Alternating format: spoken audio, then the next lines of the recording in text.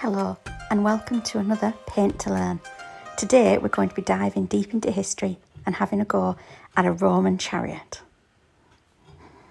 You're going to need some watercolour paper, a pencil, several different paintbrushes, a set of watercolour paints and some water. Let's begin. I'm going to start by sketching out the 4 horse for the chariots. So start with 2 circles, one for the chest and one for the rump, and then kind of like loosely join them together and positioning the head. Sketching the shape of the face, you want to create a sort of curved profile, and then we're going to head back and draw in some legs. You can try and copy the positions of where I'm putting the legs, and it helps if you sketch the little joins of the limbs. Don't worry about the hooves at this point because we're going to cover them later. This drawing video is sped up to about double speed just so it doesn't go on as long for you, but feel free to pause the video, rewind or catch up as you need to as you go along. Now we're going to sketch in a second horse behind to create a team of 2. So I'm starting with the head shape and the neck, and then just adding in the top line and a couple of legs coming out behind. Chariot racing was by far the most popular spectator event in ancient Rome. The horses favoured for racing were the muscular horses from northern Africa who displayed immense stamina, the ancestors of the modern-day Barb breed. And now roughly block out where the chariot is going to go. I'm going to create the wheel and then the curved shape of the chariot sitting on top. Now we're going to lightly sketch in our charioteer, simply giving him an oval for a head and then a body shape and positioning a couple of arms that will hold the reins. Roman chariots were small, lightweight, 2-wheeled carriages, usually pulled by 2 or 4 horses. I'm going to go back in and just add a few little areas of detail, some spokes to the wheel.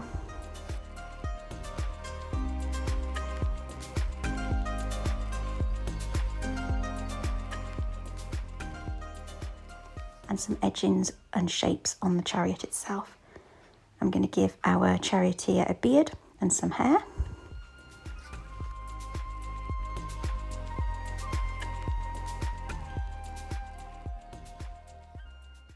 And then detail in some clothes and a flowing cape.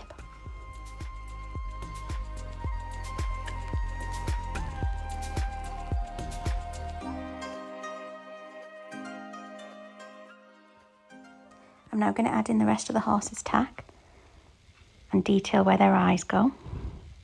I'm going to put in a noseband and then create a bridle that goes around their ears and under their chin.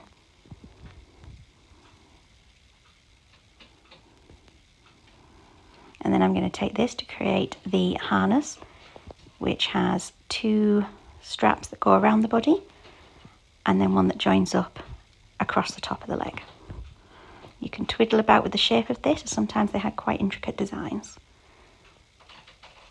Then coming out from this harness is a long strap that connects to the front of the chariot. And then the reins come from here and will go to the charioteer's hands.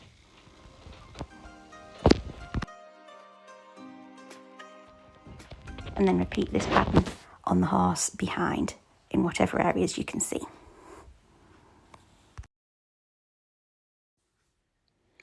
The horses have distinct curved faces, often referred to as a Roman nose.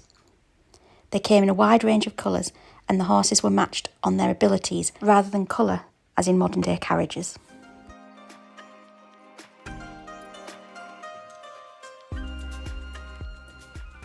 And then finally I'm just adding some definition to the faces of the horses and going over some of those lines.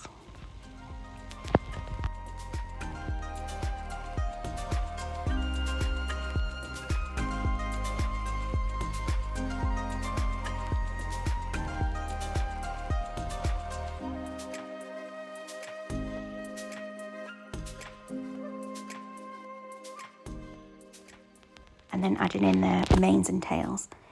If you draw them so that they are flying out behind, it will help give your image a feeling of movement.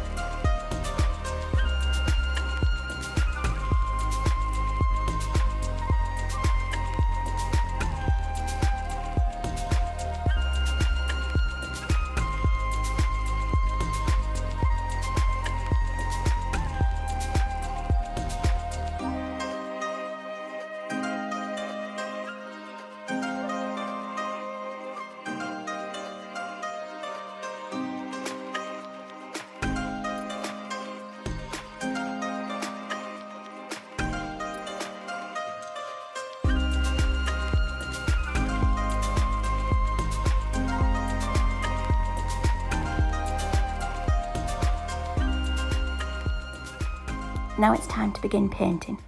I'm going to start with a light wash of a stony grey colour to create the stadium and the crowds behind the chariot.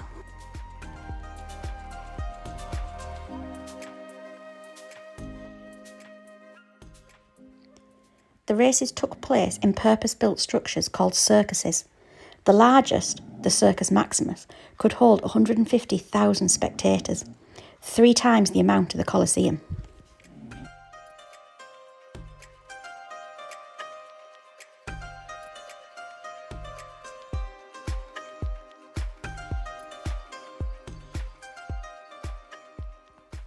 While this is still wet, I'm just going to take some different colours and dab them in to create the effect of the crowd in the background. It's a good idea at this point to decide what colour your chariot's going to be and to avoid using that colour just so that it stands out. So I'm not going to put any red into my crowd.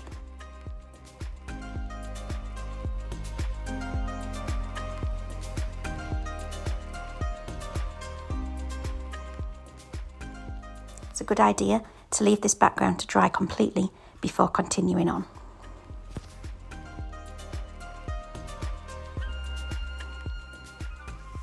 Next we're going to paint the first horse. These are barb horses and they come in a huge range of colours. They're usually solid and I'm going to go for a nice bright bay for this first one. I start just by blocking in some of the colour and making sure I'm colouring the correct legs to go with the correct horse.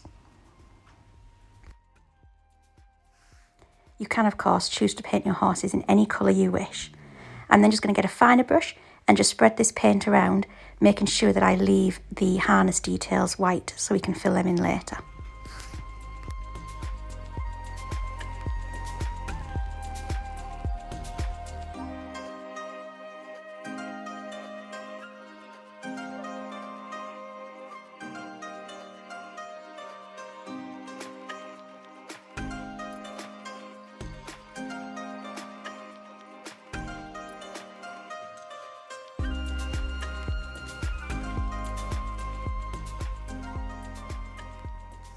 To create the base shading on the horse, I'm going to take some black, and while the base colour is still wet, I'm just going to colour the bottom of the feet and then the front of the nose. And this colour will run and bleed and blend together. It's important to keep a lot of pigment towards the end of the feet, and you'll see why later. I'm then also going to go in with just a darker red to create some shadows on the horse.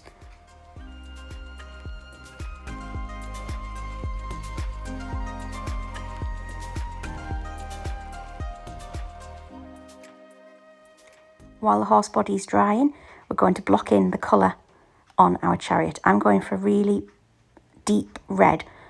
I'm going to colour in the 2 main panels that I've drawn on the chariot itself.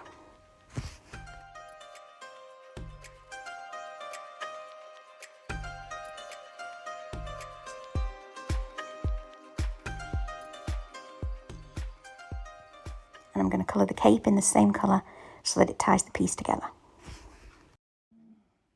The chariots were decorated in the colours of the factions, a bit like modern day sports teams. Fans would cheer on the members of their favourite faction.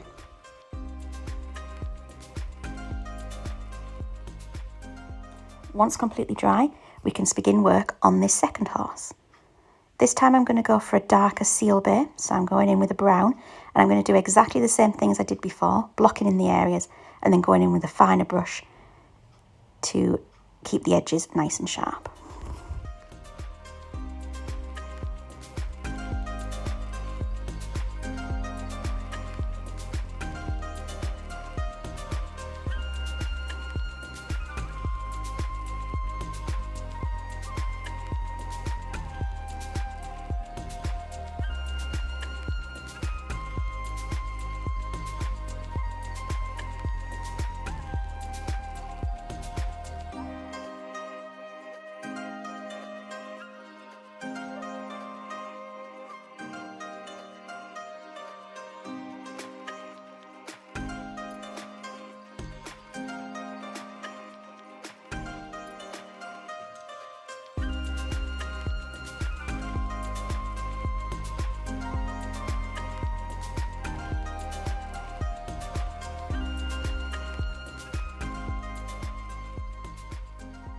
Next we're going to paint in the details on our charioteer, so grab a flesh tone and go in and paint the face and arms. The charioteers were usually from the lower ranks of society, often former slaves, but could gain wealth and status by winning. The Roman Empire spanned much of Europe, the Middle East and Africa. Skilled horsemen would travel from all over to compete in the races. And now just paint in the details of your wheel. Leave the bottom of the wheel open, as that will help when we create the movement effect later.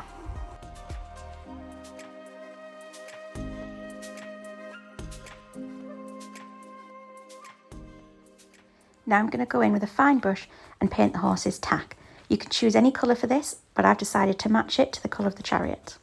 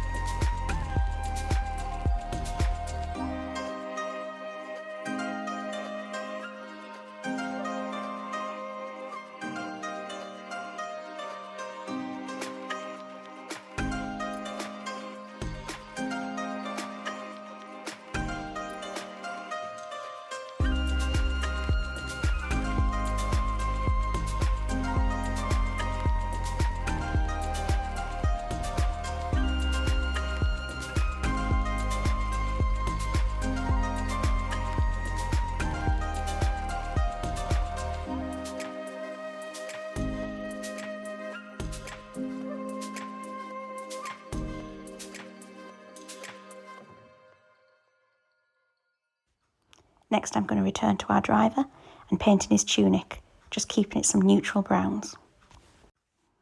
And then detail in his hair.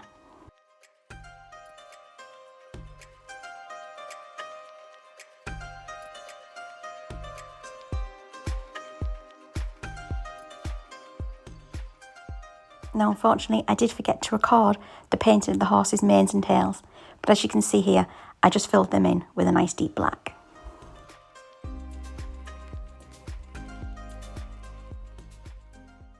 Now it's time to fill in a little bit more detail, and I'm going to do the edgings of the chariot with a nice deep yellow. A famous charioteer called Diocles retired from racing after 24 years and had earned the modern day equivalent of around $15 billion, making him the highest paid sports star ever. I'm going to add in a dark brown for his vest.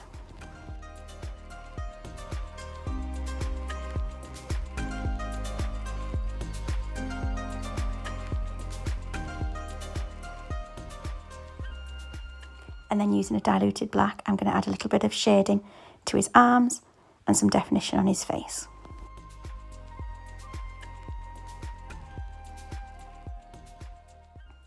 Allow your piece to completely dry, and now it's time for us to do the floor.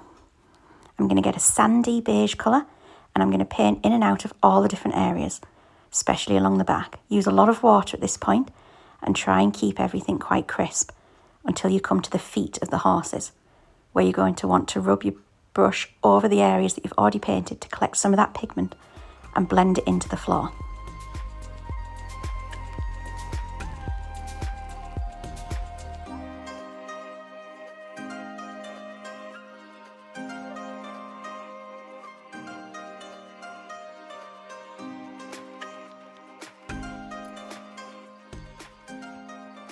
The chariots would race at speeds of up to 40 miles per hour.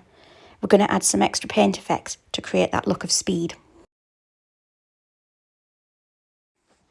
While the floor is still wet, get a darker brown and dab it around the feet of the horses to represent the dust being kicked up, and then again around the wheel of the chariot, streaming it out behind.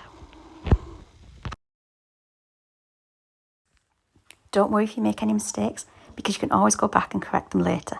Here I noticed that I'd missed painting part of the red for the chariot.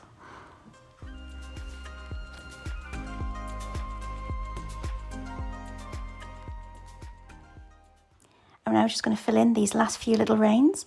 I'm using a brown and red combination, and I'm going to take the reins from each of the horses into the driver's hands.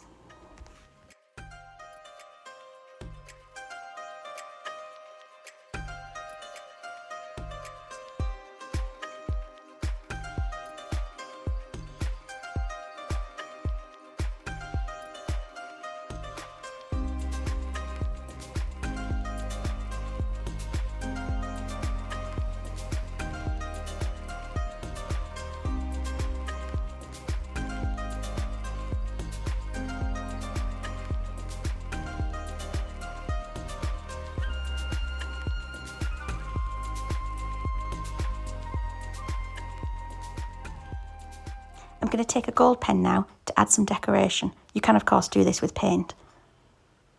I'm going to add some different studs and designs onto the harnesses, as well as create some intricate designs on the chariot itself.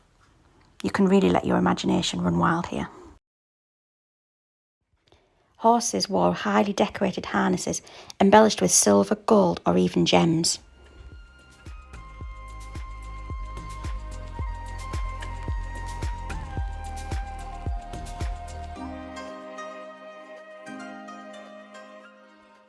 And finally, with a little dark brown paint, I'm just going to flick in some specks of the dirt being flung up to create that sense of movement.